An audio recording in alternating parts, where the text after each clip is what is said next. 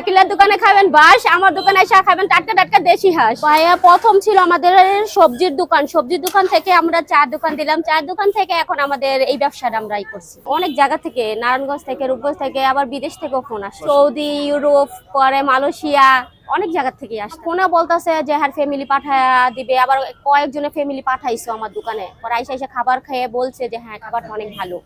আবার এমন কি আমাদের দোকান থেকে পার্সেলও হ্যাঁ ছেলের জন্য পাঠাইছে। এই রান্নাটা হচ্ছে আমার মায়ের হাতের রেসিপি।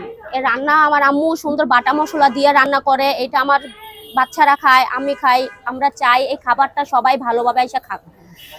আর অনেকে ভাইরালে দোকানে খায় বাটা মশলা ছাড়া, ওইটা ওরা সবাই ভালো বিক্রি করে। আমরা তো আসি যে আমরা তো একটু বিক্রি করি, যে আমরাও একটু বেশি। সবাই যদি ভাইরালের দোকানে যান তাহলে আমরা কি করবো কোন তো আপনারা। আমার এইখানে পাওয়া যাচ্ছে হাঁসের মাংস, মুরগির মাংস, গরুর মাংস, চিতল পিঠা, চাপটি পিঠা।